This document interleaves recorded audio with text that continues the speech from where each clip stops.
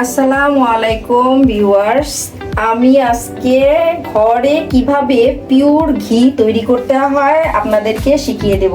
আপনারা সহজেই ঘরে পিওর ঘি তৈরি করতে পারবেন। বাজারের ঘি আসলে সবটা ভালো হয় না, তাই যদি ঘরে তৈরি করেন তাহলে অবশ্যই বাচ্চাদের জন্য হেল্পফুল হবে। আর খুব সহজভাবে আমি দেখিয়ে দিচ্ছি, আপনারা এই যে দেখুন খুব সুন্দর এই ঘিটা তৈরি করতে পারবেন। আমার পাশে থাকুন, দেখতে থাকুন। কয়েকবার ঘি তৈরি করেছি, বাসার ঘিটা অনেক পিওর হয়, তাই সবাই চেষ্টা করবেন বাসায় আমার মতো এভাবে ঘি তৈরি করতে।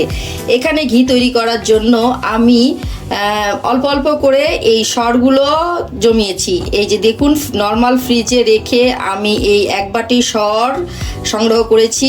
এভাবে দুধের উপর থেকে সরটা সংগ্রহ করে নেবেন। এখানে আমার এক বাটি সর আছে। এখন আমি দেখিয়ে দিচ্ছি কিভাবে ঘি তৈরি করতে হয়। ঘি তৈরির জন্য আমি একটি ব্লেন্ডার নিয়ে নিয়েছি। আগের দিনের খালারা মারা হয়তো ঘি তৈরি করতো পাটায় বেটে। অনেকে আমি ইউটিউবেও দেখেছি, অনেকে পাটায় বেটে রেসিপি দিয়েছে, কিন্তু আমি এখানে খুব সহজেই ব্লেন্ডার দিয়ে করে দেখাচ্ছি। একটি ব্লেন্ডারের জারে আমি সবগুলো সর দিয়ে দিচ্ছি। সরগুলোকে ব্লেন্ড করে নিব।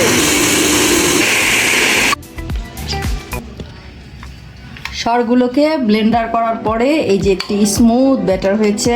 এখন এগুলো আমি একটি বাটিতে তুলে নিব। এখন আমি এগুলোকে একটি বাটিতে ঢেলে নিচ্ছি। ব্লেন্ডার করার পরে আমি বাটিতে এগুলোকে সরগুলোকে নিয়েছি। এখন আমি একটি ঠান্ডা পাত্র নিচ্ছি, পাত্রের মধ্যে পানি দিচ্ছি। অন্য একটি বাটিতে আমি বরফ আর কিছু পানি অ্যাড করেছি। এখন এই ব্যাটারটা আমি এখানে ঢেলে দিচ্ছি। এই যে দেখুন, এখানে আমার ক্রিমগুলো উঠে এসছে। এগুলোকে আমি 2-3 বার এভাবে ঠান্ডা পানি দিয়ে ধুয়ে ক্রিমটা তুলে নিচ্ছি। ক্রিমটা তোলার জন্য আমি এখানে হাত ব্যবহার করছি। এই যে দেখুন, এভাবে ক্রিমটা উঠে আসবে।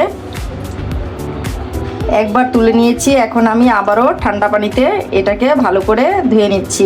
ঠান্ডা পানি, এই যে দেখুন আমার পানিটা সাদা হয়ে আসছে। এখন আমি যেই পাত্রে এটা চুলায় দেব ওটার মধ্যে উঠিয়ে নিচ্ছি। আমি চুলায় ক্রিমটা বসিয়ে দিয়েছি। এই যে দেখুন আস্তে আস্তে এটার কালার চেঞ্জ হয়ে আসছে। এখন এটা গলে সাদা হচ্ছে, আস্তে আস্তে তেল হবে। আমার পাশেই থাকুন, দেখতে থাকুন। এক বাটি সরে আমার এইটুকুই ঘি হয়েছে। এই যে দেখুন তেলগুলো উঠে এসছে। এখন আমি এটা নামিয়ে ঠান্ডা করে ছেঁকে নেব। আপনারা ঘরে পিওর ঘি তৈরি করবেন, তাহলে স্বাস্থ্যের জন্য অনেক উপকারী। ঘিটা তৈরি করতে অনেক সহজ। আমি যেভাবে দেখিয়ে দিলাম এভাবে তৈরি করতে বেশি সময়ও লাগে না। আপনারা অবশ্যই ট্রাই করবেন। আমি এই ঘিটা ঠান্ডা হওয়া পর্যন্ত অপেক্ষা করছি। ঘিটা আমার ঠান্ডা হয়ে গেছে। এখন আমি একটি পরিষ্কার পাত্রে এটাকে ছেঁকে নিচ্ছি।